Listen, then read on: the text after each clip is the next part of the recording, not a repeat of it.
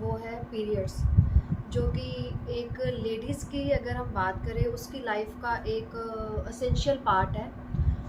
पर अभी भी अगर हम देखें तो जो हमारा एरिया खास कर, क्योंकि हमारा एरिया एक रूरल एरिया आ जाता है, तो वहाँ पे इस पे कोई भी बात करना जो है वो पसंद ही नहीं करता, खुल के कोई बात ही नहीं करता। और जबकि ये सबसे इम्पॉर्टेंट टॉपिक है जिस पे कि खुल के बात होनी चाहिए। जो पीरियड्स है देखो, वो एक प्राकृतिक और एक अगर बोले ज़रूरी हिस्सा है जिसके कारण कि हमारा जन्म होता है, मगर उस पे कभी भी हमने कभी कोई खुल के बात ही नहीं करी। क्या जब भी किसी को पीरियड्स आते हैं तो बोलेंगे मैं डाउन हूँ, मेरे वो दिन चल रहे हैं, हमेशा एक कोड वर्ड यूज़ किया जाता है। तो कोई भी खुल के बताना ही नहीं चाहता कि मुझे मेरे पीरियड्स आए हुए हैं। उनको लगता है कि ये भी मैंने बोल दिया तो पता नहीं कितनी बड़ी बात हो जाएगी, कितना बड़ा इशू बन जाएगा। जबकि पीरियड्स के बारे में एक लड़का और लड़की दोनों को ही एक सही समय आने पर इसके बारे में बताना बहुत ही ज़्यादा ज़रूरी है। क्योंकि अगर हमने एक जनरेशन को जो अभी चल रही है उसको भी एजुकेट कर दिया, तो आने वाले टाइम में बाकी जनरेशन अपने आप एजुकेट होती जाएंगी और अपने आप इस विषय पे सेंसिटिव बनती जाएंगी। अगर मैं मेरा एक्सपीरियंस बताऊं तो ऐसा नहीं है कि मैं किसी मेट्रो सिटी में पली बड़ी हूँ या मेरा मेट्रो सिटी में जन्म हुआ था। मैं भी एक कंजर्वेटिव फैमिली में ही पैदा हुई थी और एक छोटे से शहर अबोहर से ही मैं बिलोंग करती हूँ। तो जब पीरियड स्टार्ट हुए तो मुझे भी ऐसे ही बताया गया था कि अभी तुम ये कपड़ा यूज़ कर लो, और जो है इससे इसमें क्या तुम्हें सिम्टम्स आएंगे, क्या होगा, कुछ भी नहीं बताया गया था। तो हमेशा जब भी ये दिन चलते थे मैं हमेशा घबराती थी। मुझे एकदम से नोज़िया स्टार्ट हो जाता था, एकदम से टेंशन होना स्टार्ट हो जाता था, मैं घबराना शुरू कर देती थी, किसी से बात करना बंद कर देती थी। मगर जब धीरे धीरे जब मेरा एजुकेशन का लेवल बढ़ता गया और ख़ास करके मेरा सब्जेक्ट ही यही था साइकोलॉजी, और मुझे इस टॉपिक्स के बारे में पता चलता गया, तब मुझे लगा कि हम कितना गलत कर रहे हैं। इन चीज़ों के बारे में बताना, इन चीज़ों के बारे में सोसाइटी को सेंसिटिव करना बहुत ही ज़्यादा ज़रूरी है। पीरियड्स जो है, पहले अगर हम बात करें तो पहले वाले टाइम में, आज से कुछ जनरेशन्स पहले 16 साल 15 साल इस एज में आते थे और 19 साल तक आ जाते थे। मगर आजकल जो है बहुत सारे एनवायरनमेंट चेंजेस हो गई हैं, हार्मोन्स चेंजेस होते हैं बच्चों में, तो आजकल 8 साल में बच्चों के पीरियड स्टार्ट हो जाते हैं और 14 साल तक मैक्सिमम उनको पीरियड्स जो है आने लग जाते हैं। ये सब जो है जनरेशन चेंज के कारण हुआ है। दूसरा, टेक्नोलॉजी जो है उनको बहुत हमने एडवांस कर दिया है, यूज़ करने के लिए दे रहे हैं, उसका भी इफ़ेक्ट पड़ रहा है। हार्मोन्स जल्दी जो है उनके चेंजेस आ रही हैं, उसके कारण भी ये सब जो है हो रहा है। तो उसमें अगर बच्चा 8 साल का है, उसको पीरियड्स आ रहे हैं, तो क्या उस टाइम पे उसको पता नहीं होना चाहिए? अगर उसके साथ ये चीज़ हो रही है, बच्चा है वो, उस टाइम पे वो तो एकदम से घबरा जाएगा कि मेरे साथ ये क्या हो रहा है। तो इसलिए उनको इन चीज़ों के बारे में बताना बहुत ज़रूरी है कि ये अभी एक ज़रूरी हिस्सा है। ये जो है तुम्हें अभी ये रेगुलर आएगा, कितने दिनों बाद आएगा, कितने महीनों बाद आएगा, इस टाइम पे उसको कौन सी फिज़िकल प्रॉब्लम आएंगी, कौन सी साइकोलॉजिकल प्रॉब्लम आएंगी, ये बतानी बहुत ज़रूरी है। मगर ये नहीं है कि सिर्फ लड़की को ही बताना ज़रूरी है इन चीज़ों के बारे में, लड़के को भी बताना ज़रूरी है। क्योंकि लड़का नॉर्मली क्या होता है, अभी अगर घर में मान के चलो कि आप हस्बैंड वाइफ हो, कभी भी आप बोलते हो कि मुझे जो है अभी पीरियड्स आए हैं, हाँ तो इसमें कौन सा बड़ी बात होगी, सबको ही आते हैं, तो इसमें काम ना करने वाली क्या बात होगी, इसमें जो है वो बेड पे पड़ने वाली क्या बात होगी, क्योंकि वो सेंसिटिव नहीं है। अभी इसमें क्या होता है, जब पीरियड्स आते हैं फिजिकल चेंजेस क्या होती हैं, कईयों के जो है पेट के नीचे वाले हिस्से में दर्द होना शुरू हो जाता है, कईयों के पैरों में दर्द होता है, कईयों को जो है वॉमिटिंग स्टार्ट हो जाती है, कई जो है गर्ल्स को जो है घबराहट होना शुरू हो जाती है, कईयों को जो है वो स्ट्रेस होना शुरू हो जाता है, कईयों की ब्रेस्ट में पेन होना शुरू हो जाता है। मगर ये सब बताते ही नहीं है हम कि ये भी हो सकता है, ज़रूरी नहीं है हर किसी को हो, मगर ये हो भी सकता है, मैक्सिमम फीमेल के साथ ऐसा होता है। तो उनको ये बताना ज़रूरी है कि अगर ऐसा होता है तो कुछ नहीं है, ये बड़ी बात नहीं है, ये सबके साथ होता है। मगर ये अगर ज़्यादा हो रहा है तो उस टाइम पे पेन किलर लेना ज़रूरी है, या उस टाइम पे गर्म पानी की बोतल रख के वो सिकाई कर सकते हैं, ये ज़रूरी है। अगर ये चीज़ें बहुत ज़्यादा हो रही हैं तो आप उनको जो है गायनोकोलॉजिस्ट के साथ कंसल्ट करना भी ज़रूरी है, ये बताना बहुत ज़रूरी है। अब मैं ये बोलती हूँ कि लड़कों को एजुकेट करना क्यों ज़रूरी है। देखो घर में मदर है, घर में कल को वो हस्बैंड भी बनेगा। उस टाइम पे अगर उसकी मदर बोलती है कि मुझे पीरियड्स आए हैं, तो बच्चा अपने आप सेंसिटिव हो जाएगा कि ठीक है, अभी इन दिनों में मुझे मेरी मदर का ख्याल रखना है, मुझे उसको ज़्यादा तंग नहीं करना है। अगर उसको ज़रूरत है तो मुझे उसके लिए चाय बना के देनी है, मुझे उसको गर्म पानी जो है वो प्रोवाइड करना है, मुझे उसको गर्म पानी की बॉटल प्रोवाइड करनी है। ये सब उसको पता होना चाहिए, क्योंकि कल को उसने फैमिली भी स्टार्ट करनी है। सेंसिटिविटी आएगी तो देखो, एक तो वो केयर भी कर रहा है, वो चीज़ भी आ रही है, और दूसरा उन दोनों का रिलेशन भी ऑब्वियस है अपने आप ज़्यादा अच्छा बन रहा है, क्योंकि वो एक दूसरे की केयर भी कर रहे हैं। और दूसरा, जब वो बच्चा है, 8 साल का बच्चा है, जब वो क्लास में है, उसकी क्लास की लड़की को जब पीरियड स्टार्ट हो रहे हैं, तो वो बच्चा क्या करेगा? उसको तो कुछ पता ही नहीं, क्योंकि लड़का है जी, इसको क्या बताना ज़रूरी है। उसने ब्लड का स्पोर्ट देखा, वो वहीं पे हंसना शुरू कर देगा, उसका मजाक उड़ाना शुरू कर देगा, उसको छेड़ना शुरू कर देगा। इसलिए उसको बताना बहुत ज़रूरी है, और जब तक बताओगे नहीं, उसमें सेंसिटिविटी नहीं आएगी। उसमें सेंसिटिविटी लाने के लिए इन चीज़ों पे खुल के बात करना बहुत ज़रूरी है, जो कि हम कभी भी नहीं करते हैं। इसलिए उनसे खुल के ज़रूर बात करो। अब मैंने ये फिज़िकल चेंजेस की बात करी कि जब पीरियड्स आते हैं तो फिज़िकल उनके साथ क्या क्या सिम्टम्स हो सकते हैं। इसके साथ साथ कईयों को साइकोलॉजिकल जो है वो चेंजेस भी उनमें आती हैं, जैसे मूड स्विंग करना, गुस्सा आने लग जाना, इरिटेट होने लग जाना। नॉर्मली पेरेंट्स क्या बोलते हैं कि हमारा बच्चा तो है ना, अभी टीन एज है जी, एडोलोसेंट है, तो करके जो उसको आ रहा है। मगर रीज़न क्या है? ये रीज़न भी तो हो सकता है ना कि वो अपने पीरियड्स के ऊपर है। जैसे अडल्ट है, उसको कुछ दिन पहले जो है मूड स्विंग होना शुरू हो जाता है, उनका दिल करता है कि मुझे अभी अकेले रहना है, कोई मेरे से बात ना करे, मुझे किसी से बात नहीं करनी है, स्ट्रेस होने लग जाता है, एंजाइटी होने लग जाती है, जो है मूड स्विंग जल्दी जल्दी होने लग जाते हैं। तो वैसा उनके साथ भी तो हो सकता है, तो उनको इन चीज़ों के बारे में बताना बहुत ज़रूरी है। नॉर्मली वैसे ये सिम्टम 20 साल के बाद आना स्टार्ट होता है, मगर पहले भी आ सकते हैं, और पहले अगर आप उनको बताओगे तो वो इन चीज़ों के लिए तैयार रहेंगे कि हाँ ये नॉर्मल है। और जैसे ही पीरियड स्टार्ट होते हैं, उसके बाद वो चीज़ें रिलैक्स होनी शुरू हो जाती हैं, और वो अपना नॉर्मल स्टेट में आना जो है वो शुरू हो जाते हैं। अब बात आती है जो है पीरियड्स हाइजीन की, जो कि बहुत ज़्यादा ज़रूरी है। इसमें बहुत सारी एनजीओज़ भी काम कर रही हैं लोगों को अवेयर करने के लिए। नाइजीरिया से इवन एनजीओज़ आके इंडिया में इस टाइम पे काम कर रहे हैं, क्योंकि नाइजीरिया जो है वो एक इंडिया से तो बहुत पीछे है, और इंडिया अभी आज की अगर हम बात करें उसमें डेवलपिंग कंट्रीज़ में आता है। तो यहाँ पे बहुत सारे एनजीओज़ इस पर काम कर रहे हैं। अब पीरियड्स हाइजीन क्या है? देखो, जब पीरियड्स आते हैं तो जो हम लोग बताते हैं कि आप लोग जो है वो सैनिटरी पैड्स का यूज़ कर लो, मगर सैनिटरी पैड्स के साथ साथ जो है आजकल टैम्पून्स जो है आ रहे हैं, आजकल मेंस्ट्रुअल कप्स आ रहे हैं, जिसको कि वो उसके जो है जगह पे यूज़ कर सकते हैं। वो पैड्स ना यूज़ करके उसका भी यूज़ कर सकते हैं। और इसके बारे में वैसे ज़्यादा अवेयर किया जा रहा है कि पैड्स को कम यूज़ करो और इनको ज़्यादा यूज़ करो। ये क्यों किया जा रहा है? क्योंकि पैड्स जो है ना तो वो गलते हैं, और ना ही अगर आप ज़मीन के अंदर दबाते हो तो वो बिल्कुल वैसे ही रहते हैं, वो जल्दी से नहीं जो है वो डिज़ोल्व नहीं होते हैं। तो उसके कारण क्या है, गंदगी का ढेर बहुत बड़ा होता जा रहा है। तो इसलिए जो अवेयर किया जा रहा है कि टैम्पून्स को यूज़ करो या मेंस्ट्रुअल कप्स को यूज़ करो, क्योंकि वो रीयूजेबल हैं। 10 साल तक आप उनको जो है वो यूज़ कर सकते हो, वॉशेबल है, रीयूजेबल है।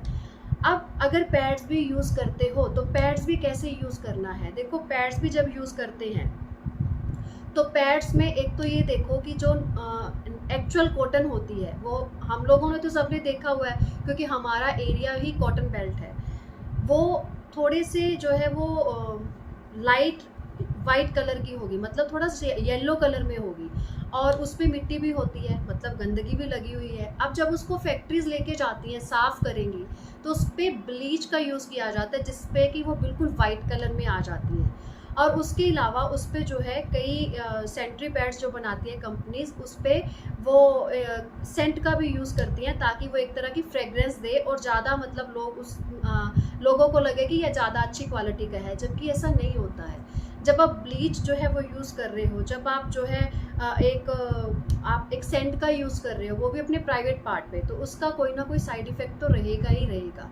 तो इसीलिए पैड्स जो है बोला जाता है कि हर 3 से 4 घंटे के बाद पैड को चेंज करना बहुत ज़रूरी है। अगर आपको फ्लो कम है तो आप मैक्सिमम टू मैक्सिमम 6 आवर तक ले सकते हो, मगर इससे ज़्यादा नहीं। अगर जो अब आपका फर्स्ट डे है, सेकंड डे है, जिसमें फ्लो ज़्यादा होता है, तो आपको 3 से 4 घंटे में पैड जो है वो चेंज करना बहुत ज़रूरी है। और अब जब बच्चों को ये पीरियड स्टार्ट हो रहे हैं, जब बच्चियों को, तो उनको इन चीज़ों के बारे में बताना बहुत ज़रूरी है। अदरवाइज़ ये एक हैबिट बन जाएगी कि जो है पैड को क्या होता है, आप नेक्स्ट डे जो है उसको यूज़ कर सकते हो, चेंज कर सकते हो, जो कि नॉर्मली ऐसे ही चलता है, क्योंकि इसके बारे में बताया नहीं जाता। उसके साइड इफ़ेक्ट क्या है, देखो, अगर पैड्स वो चेंज नहीं करते, आप वही पैड को अगले दिन जो है वो तक लगा के रखते हो, अगले दिन जो है उससे करते हो, एक तो उससे यूरिनरी ट्रैक्ट इन्फेक्शन होने के चांसेस बहुत बढ़ जाते हैं। दूसरा, सर्वाइकल कैंसर के चांसेस बढ़ जाते हैं, ब्रेस्ट कैंसर के चांसेस बढ़ जाते हैं, इवन जो है वेजाइनल कैंसर के चांसेस बढ़ जाते हैं। इसलिए ये जो है 3 से 4 घंटे में पैड को चेंज करना, रिमूव करना और उसको वहाँ पे नया पैड लगाना बहुत ज़रूरी है। और जब भी पैड चेंज किया जाए, मैक्सिमम, क्योंकि एक रिसर्च हुआ था, उसमें मैं भी एक पार्ट थी, तो ये देखा कि हाँ ठीक है, पैड है, साफ़ है, चेंज कर लिया और उसके बाद वो अपना काम करने लग जाते हैं। हर एक टाइम पे अपने हाथों को अच्छे से वॉश करना बहुत ज़रूरी है। ये भी उनको अवेयर किया जाए कि जब भी आप अपना पैड चेंज करते हो या जब भी आप यूरिन के लिए जाते हो, इवन उनकी एक हैबिट बनाओ कि तभी आपको अपने हैंड्स वॉश करना बहुत ज़रूरी है। उसको एक साफ़ जो है प्लेन कागज़ में या फिर जो है न्यूज़पेपर घर में आते ही हैं, उसमें अच्छे से कवर करके उसको आपको जो है डस्टबिन में जो है डालना है। ये उनकी हैबिट बनाओ, उसको फ्लश नहीं करना है और उसको खुले में नहीं फेंकना है। खुले में क्यों नहीं फेंकना है, क्योंकि है तो वो एक तरह की जो है आपका जो है अंदर से गंदगी निकल रही है ना, है तो वही।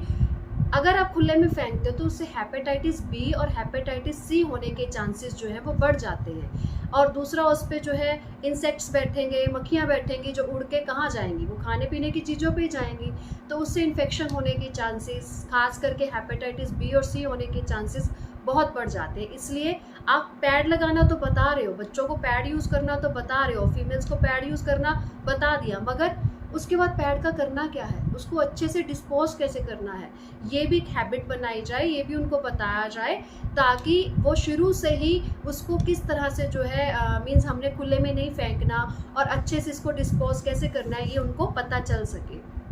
अच्छा, इसके अलावा पीरियड्स में मिथ्स बहुत हैं कि जब पीरियड्स आए तो मंदिर में नहीं जाना, पूजा नहीं करनी, पीरियड्स आए तो इवन अचार को हाथ नहीं लगाना, नहीं तो अचार खराब हो जाएगा।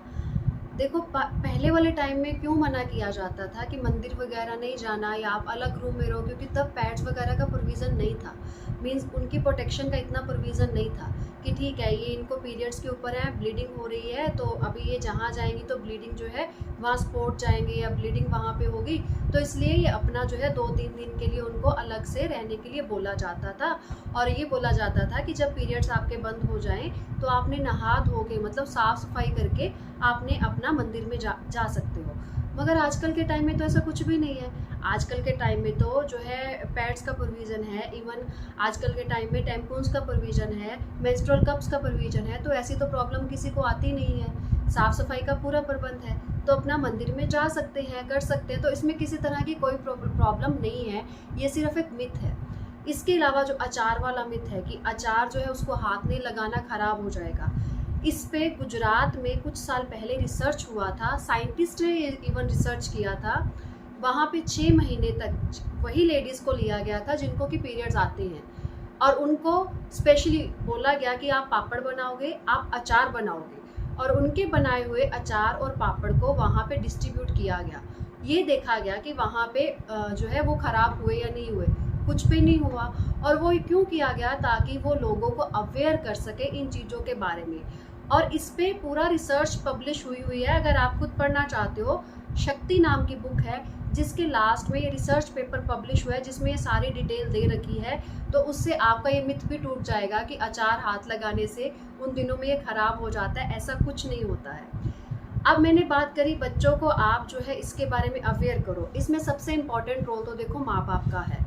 मदर ज़्यादा खुल के इसमें बच्चों के साथ बात कर सकती है, इवन उसमें वो फादर को साथ बिठा सकती है, ताकि कल को अगर मदर आउट ऑफ स्टेशन है या किसी काम में बिजी है तो बच्चा फादर के साथ भी इस पे बात कर सके। अब मदर को इस अवेयर जो है बच्चों को करते हुए पूरे अपने जो है बच्चों को साथ बिठाए, अपने हस्बैंड को साथ बिठाए। इसके अलावा स्कूल्स जो है बहुत इंपॉर्टेंट रोल प्ले कर सकते हैं। स्कूल बच्चों में इसको जो है प्ले के द्वारा समझा सकते हैं, छोटे छोटे बच्चों को एक्टिविटीज़ के द्वारा समझा सकते हैं। जैसे फॉर एग्जांपल 8 या 9 साल का वो बच्चा जिसको पीरियड स्टार्ट हो चुकी है, उसको इन्वॉल्व किया जा सकता है। दूसरा, जिसको होने वाले हैं वो उस स्टेज पे उसको इन्वॉल्व किया जा सकता है। जो उनसे थोड़ा बड़ा बच्चा है 13-14 साल का, उसको इन्वॉल्व किया जा सकता है। और जो टीचर है वो एक डॉक्टर का, काउंसलर का, गाइड का रोल प्ले कर सकता है, ताकि उनके जो क्वेश्चंस हैं उनकी क्वेरीज को वो टीचर वहाँ पे बताएगा, और ताकि बच्चों को वो सारी खुल के वहाँ पे वो बात कर सके। इसके अलावा जो है एक मेंस्ट्रुपीडिया मैगजीन आती है जो कि स्पेशली बच्चों के लिए बनाई गई है। उसमें सारे कार्टून कैरेक्टर हैं और उसमें कार्टून कैरेक्टर से बच्चों को जो है पीरियड्स के बारे में सारी डिटेल्स जो है वो बताई गई है। आप वो मैगजीन जो है वो ले सकते हो, वो मैगजीन मंगवा सकते हो और बच्चों को वहाँ से उसके बारे में जो है बता सकते हो। अगर आपको लगता है कि मैं नहीं बोल पाऊँगी, मैं नहीं बता पाऊँगी, तो आप वहाँ से बता सकते हो, उस मैगजीन के थ्रू बात कर सकते हो। अब लास्ट में अब बात करते हैं कि इन चीज़ों को जो है सबसे ज़्यादा ज़रूरी है खुल के बात करो, जो कि बहुत ज़रूरी है, क्योंकि घर पे भी हम ऐसे करते हैं। इवन सेंट्री पैड की अगर बात होती है, वहाँ पे उसकी एडवर्टाइजमेंट आई, क्या करेंगे, बड़े उठ के चले जाएंगे या बच्चों का ध्यान जो है डाइवर्ट करने के लिए कोई और बात शुरू कर देंगे। अच्छा ये बता, आज सुबह स्कूल में क्या हुआ था, आज वहाँ पे तुम ट्यूशन नहीं गए, एकदम से डाइवर्ट कर दिया कि बच्चा उसकी तरफ, टीवी की तरफ देखे ही ना, जो कि बहुत गलत है। जब ऐसा हो रहा है, आपको लगता है कि बच्चा जो है एज अप्रोप्रिएट है, कि 8 साल में मैंने बात करी कि 8 साल में स्टार्ट हो जाते हैं, तो आप उस पर खुल के बात करो कि ये नॉर्मल है, सेंट्री पैड क्यों यूज़ किए जाते हैं, क्या है, किस काम आते हैं, उनको बताया जाए, क्योंकि यूज़ तो उन्होंने करना ही है, आज नहीं तो कल वो यूज़ करेंगे। उनको पहले ही इसके बारे में जो है सेंसिटिव कर दिया जाए, क्योंकि ये तो प्रकृति की बनाई हुई चीज़ है, फीमेल में प्रकृति ने इंस्टॉल करी है, जो कि बहुत ज़रूरी है, क्योंकि उससे तो देखो एक प्रकृति ही रुक जाएगी। बर्थ भी तो उसी जो है एक सर्कल के थ्रू ही होता है ना, तो इसलिए इस पे जो है वो बताना बहुत ज़्यादा ज़रूरी है कि उनकी प्रॉब्लम्स क्यों डिफरेंट हैं। और ख़ास करके फीमेल ने तो देखो घर पे पूरी फैमिली को संभालना होता है, और ये फीमेल से रिलेटेड जब बात है तो इसमें मेल्स को इन्वॉल्व करना, मैं तो यही मानती हूँ कि बहुत ज़्यादा ज़रूरी है कि उनको पता हो कि ये क्या है। और मेल्स कल को किसने बनना है, आज के जो लड़का है, आज का जो बॉय है, वही कल को मेल बनेगा, इसलिए उनको भी जो है ये नॉलेज देनी बहुत ज़रूरी है। और अंत में मैं यही रिक्वेस्ट करना चाहूँगी कि जो हमारे एरिया के NGOs हैं वो इस पे ज़्यादा से ज़्यादा काम करें, वो गांवों में जाए, क्योंकि हमारे एरिया में लोग इसके बारे में बिल्कुल अवेयर नहीं है। यहाँ पे अभी तक भी लोग सेंट्री पैड्स की जगह कपड़ा यूज़ करते हैं, और उसी कपड़े को देखो वो अच्छे से साफ भी नहीं करते, रीयूज़ कर रहे हैं। अगर आप कपड़ा भी यूज़ कर रहे हो, आप अफोर्ड नहीं कर पा रहे हो सेंट्री पैड्स, तो उनको बताया जाए कि उस कपड़े को भी रीयूज़ कैसे करना है, उसको अच्छे से वॉश किया जाए, उसको धूप में सुखाना बहुत ज़रूरी है, उसको प्रेस करना बहुत ज़रूरी है, और उसको रीयूज़ करने के लिए भी कितनी देर तक वो कर सकते हैं, 2 महीने तक, 6 महीने तक उस कपड़े को बाद में जो है आपने यूज़ नहीं करना है। ये चीज़ें उनको बतानी बहुत ज़रूरी है। NGOs जो है इसके अलावा जो सेंट्री पैड है वहाँ पे डिस्ट्रीब्यूट कर सकती है, और सबसे ज़रूरी जो NGOs हैं वो इस तरह के सेमिनार्स लगा सकते हैं, और वहाँ पे उनको साइकोलॉजिकल चेंजेस के बारे में, फिज़िकल चेंजेस के बारे में सब बताया जाए, ताकि ये जो एक मिथ है जो हमारे एरिया में खास करके इस चीज़ पे है कि बोलना ही नहीं है, बात ही नहीं करनी है, उसको तोड़ा जाए। और लास्ट में यही रिक्वेस्ट है कि इन टॉपिक्स पे जितना ज़्यादा हो सके खुल के बात करो, खुल के जो है बोलो, ताकि जो है आप इस जनरेशन को खास करके एजुकेट करो।